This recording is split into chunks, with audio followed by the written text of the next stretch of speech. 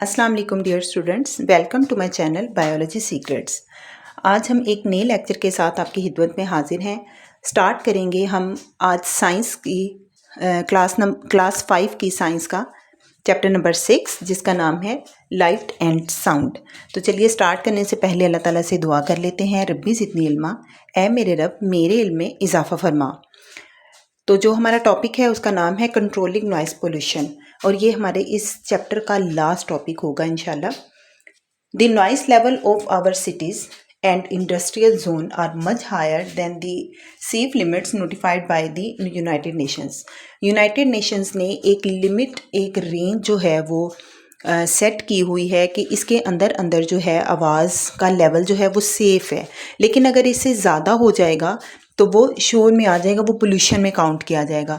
तो जो पाकिस्तान में जो हमारे सिटीज़ हैं, जो शहर हैं, उसमें ये जो लेवल है ये बहुत ज़्यादा है, उस लिमिट से भी कहीं ज़्यादा है।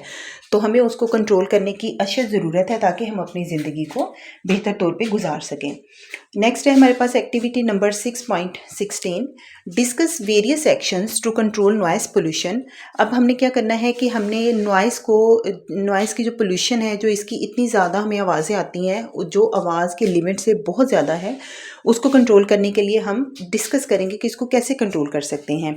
Right important points on the board.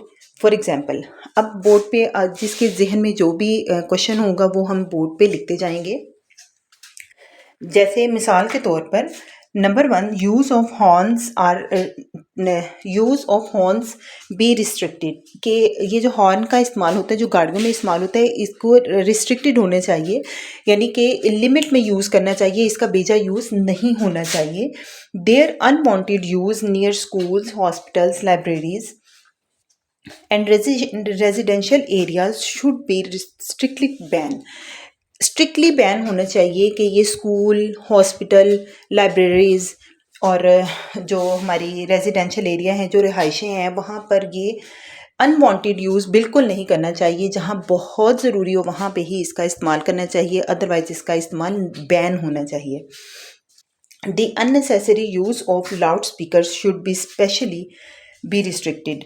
और ये जो लाउड स्पीकर यूज़ होते हैं किसी जलसों वगैरह में, या जो बहुत ऊंची ये शादियों वगैरह में, या कहीं पे भी कोई भी ये लाउड स्पीकर यूज़ हो रहे हैं किसी भी पर्पज़ के लिए, उनको भी रिस्ट्रिक्शन होनी चाहिए, उनको भी नहीं करना चाहिए। Number 3, broken roads and worn out tyres are also a big source of noise. ये जो टूटी फूटी सड़कें होती हैं और ये जो टायर्स ठीक नहीं होते, पंक्चर होते हैं या इस तरह की, क्योंकि उसकी वजह से ये जो है काफ़ी ज़्यादा आवाज़ें पैदा होती हैं जो कि शोर का बाइस बनती हैं।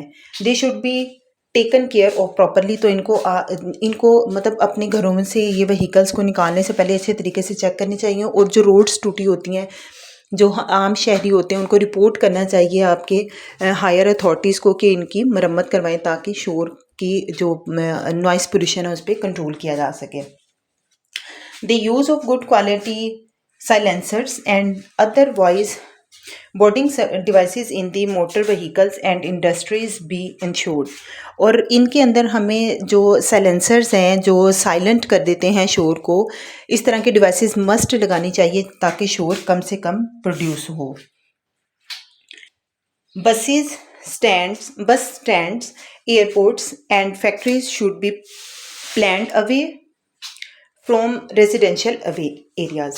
जहाँ पे आपकी रिहाइश है वहाँ से बस स्टैंड, एयरपोर्ट और फैक्ट्रीज़ वहाँ से काफ़ी दूर होनी चाहिए ताकि लोग जब स्टडी करें, आराम करें, अब अपने घरों में कुछ देर सुकून से गुजारें, तो उनके शोर की वजह से उनकी लाइफ पे इफ़ेक्ट ना हो। तो इस तरह की चीज़ें जो शोर प्रोड्यूस करती हैं वो आपके रेजिडेंशियल एरिया से काफ़ी फासले पे होनी चाहिए।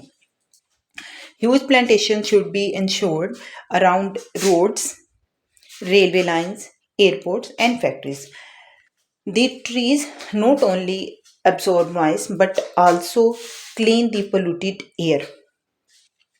अब नंबर 6 पे क्या पॉइंट है कि बहुत सारे जो हमारे पास प्लांट्स हैं उनको आपको लगाना चाहिए अपने सड़कों के किनारों पर, क्योंकि ये जो है बहुत ज़्यादा शोर को जो है वो एब्जॉर्ब कर लेते हैं अपने अंदर और उसकी गूंज इतनी ज़्यादा नहीं होती है।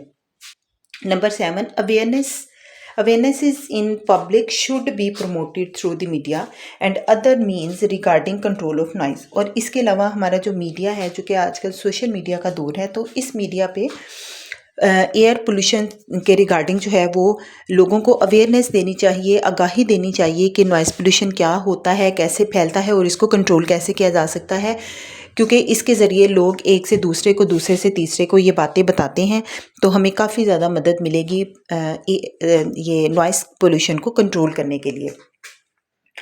क्विक क्विज इसमें क्या है, why do we like to live in calm and quite places. जाहिर है कि इसमें असल में पूछा ये गया है कि हम क्यों चाहते हैं कि हम पुरसकून जगहों पर रहें, तो इसका जाहिर है इसका जो आंसर है वो यही है कि हम सुकून चाहते हैं। जब हम अपनी एक हेक्टिक डे की लाइफ जो रूटीन है वो हम गुजार रहे हैं, तो कुछ देर के लिए हमें सुकून चाहिए होता है, और अगर ये फैक्ट्रियों का और लाउड स्पीकर्स का, बसेस का, इन सब का शोर होगा तो जाहिर है हम सुकून की नींद भी नहीं ले सकेंगे, जिससे हमारा सारा सिस्टम जो है वो डिस्टर्ब हो जाएगा। What benefits we may get from the awareness campaign regarding harmful effect of noise pollution। तो जो कैंप्स लगते हैं जिसमें आप इनमें आगाही देते हैं, वो क्यों ज़रूरी हैं? इसीलिए ज़रूरी हैं ताकि लोगों को पता लगे कि नॉइज़ पोल्यूशन भी कोई चीज़ होती है और इसको हमने कैसे कंट्रोल करना है।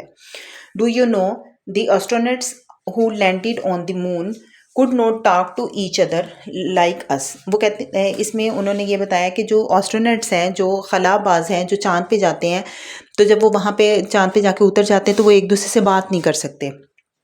तो वो क्यों बात नहीं कर सकते? It is because of no air on the moon, क्योंकि चाँद पे कोई भी हवा नहीं होती। They use wireless radio system attach to their dresses.